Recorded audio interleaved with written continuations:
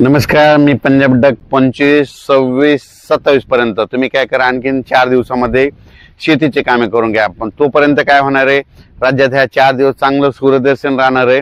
थोडं वारं सुटर पण हे अंदाज लक्ष येतात. पण राज्यातल्या सर्व शेतकऱ्याला सांगू इच्छितो की राज्यामध्ये 27 ऑगस्ट, 28 ऑगस्ट, 29 आणि 30च्या दरम्यान राज्यात सुरुवात सांगायची झाली तर 27 ऑगस्ट पासून घेऊ. 27 ऑगस्ट मध्ये सांगायचं झालं तर पूर्व विदर्भाकडून पावसाला सुरुवात होणार आहे. म्हणजे तो पाऊस काय होणार आहे, नागपूर, वर्धा, भंडारा, गोंदिया, चंद्रपूर, यवतमाळ, अमरावती, अकोला, बुलढाणा, वाशिम, हिंगोली, नांदेड ह्यापर्यंत काय होणार आहे, 27 तारखेला तिथपर्यंत तो पाऊस सुरुवात होणार आहे. त्याच्यानंतर 27 तारखेला काय होणार, तो पाऊस परत थोडा काही भागात मराठवाड्यामध्ये देखील येणार आहे, म्हणून हा अंदाज लक्षायचा. पण त्याच्यानंतर काय झालं की 28 तारखेला तुम्हाला सांगू इच्छितो की 28 तारखेला म्हणजे पूर्व विदर्भाचे 6 आणि पश्चिम विदर्भाचे 11 जिल्हे ते ओलांडून परत काय होणार आहे, मग नंतर ते पाऊस परभणी जिल्हा, नांदेड जिल्हा, हिंगोली जिल्हा, त्याच्यानंतर लातूर जिल्हा, बीड जिल्हा, धाराशिव, त्याच्यानंतर संभाजीनगर, त्याच्यानंतर बुलढाणा, इकडं जळगाव, त्याच्यानंतर इकडं सोलापूर तिथपर्यंत जाणार. म्हणजे 27-28च्या दरम्यान. आणि तसा तो पाऊस काय होणार आहे, म्हणजे सांगली, सातारा, कोल्हापूर, अहिल्यानगर आणि त्याच्यानंतर नाशिक, धुळे, नंदुरबार, जळगाव आणि ह्या पट्ट्यामध्ये ते पट्ट्यापर्यंत जाणार आहे.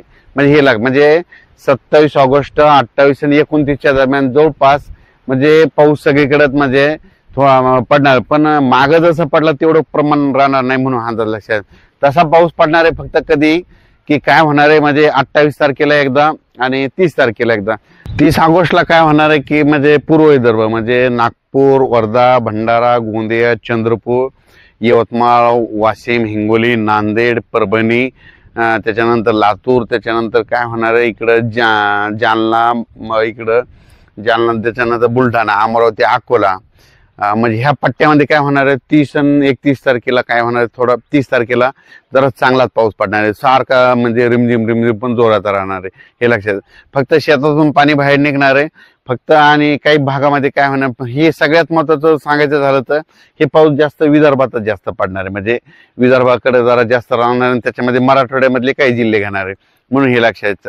पण 27-28 तारखेला तुम्हाला एक सांगू इच्छितो की 27, 28, 29चा पाऊस काय होणार आहे, म्हणजे सोलापूर जिल्हा, इकडं लातूर, धाराशिव, इकडं त्याच्यानंतर सांगली, सातारा, सोलापूर, कोल्हापूर, त्याच्यानंतर अहिल्यानगर ह्या भागामध्ये तिकडे जाणार आहे, म्हणून हे लक्षात. पण राज्यात सांगायचं झालं तर म्हणजे सगळ्यात जास्त पाऊस काय होणार आहे पूर्व विदर्भ, पश्चिम विदर्भ, त्याच्यानंतर मराठवाड्याच्या काही जिल्ह्यामध्ये जरा जास्त राहणार आहे, म्हणून हा अंदाज लक्षात. ज्या शेतकऱ्यांची फवारण्याची कामे असतील तर फवारणी करून घ्या, खतं घालायचे तर खतं घालून घ्या. आणि त्याच्यानंतर कोल्हापूरवाले, त्याच्यानंतर पुणे, त्याच्यानंतर सांगली, त्या शेतकऱ्यासाठी आनंदाची बातमी. कारण की काय झालं, तिकडं म्हणजे एवढा काही मोठा पाऊस येणार नाही, पूर परिस्थिती काही निर्माण होणार नाही. त्याच्यामुळे पुणेकरांनी, कोल्हापूर, सांगली, साताराकडल्या शेतकऱ्यांनी काही चिंता करायची गरज नाही. कारण की तुम्हाला सांगितलं होतं एवढा काही पाऊस नाही.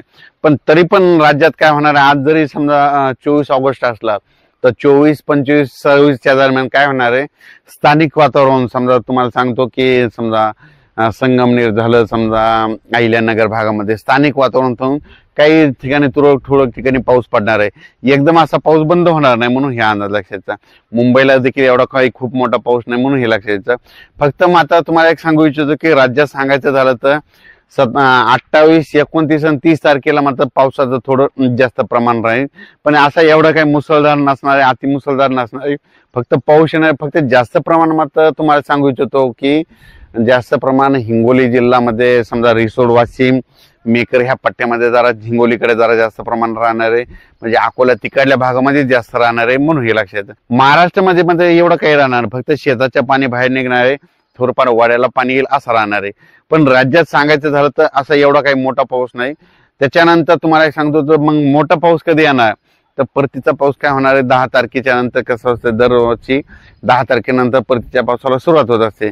तर 10 सप्टेंबर नंतर मग राज्यात जरा 10 ते 15च्या दरम्यान म्हणजे सप्टेंबरच्या दुसऱ्या आठवड्यात चांगला पाऊस येण्याची एक चांगली शक्यता आहे. त्याचा आपण अंदाज नंतर देऊ। पण राज्यात मात्र तुम्हाला सांगू इच्छितो की परत सांगतो, आज आहे 24 ऑगस्ट, 25 आणि 26 27 पर्यंत तुम्ही शेतीचे काम करून घ्या।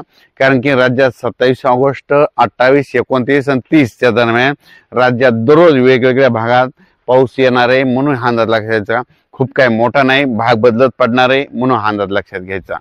तर कर्नाटकच्या भागात आपण मागच्या अंदाजात तिकडच्या त्या भाषेतून त्यांना सांगितलं की तुम्हाला 26 तारखेपर्यंत सूर्यदर्शन होणार आहे। पण 27-28 दरम्यान तेलंगणा, कर्नाटक, आंध्र प्रदेशमध्ये तिकडे देखील भाग बदलत पाऊस पडणार आहे, म्हणून तेलंगणा, कर्नाटकचे सर्व शेतकरी, बेळगाव, मंगसुरी त्या भागातली शेतकऱ्यांनी हा अंदाज लक्षात घ्यायचा। पण त्याच्यानंतर 1 तारखेच्या नंतर तुम्हाला एक सांगू इच्छितो, 1 सप्टेंबर 2च्या दरम्यान सांगायचं झालं तर गुजरात, राजस्थान आणि मध्य प्रदेश तिकडे जरा जास्त पाऊस पडणार आहे, त्याच्यामुळे आपल्या महाराष्ट्रातल्या पावसाचा जोर कमी होणार आहे, म्हणून हे लक्षात घ्यायचं। सध्या तरी महाराष्ट्रात असं एवढा काही मोठा पाऊस नाही, म्हणून हा अंदाज लक्षात घ्यायचा। राज्यात फक्त आता मध्ये 27 ते 30, 27, 28, 29, 30च्या दरम्यान तेवढाच पाऊस पडणार आहे, म्हणून हा अंदाज लक्षात घ्यायचा। अचानक वातावरणात बदल झाला तर उद्या लगेच एक मेसेज दिला जाईल। धन्यवाद।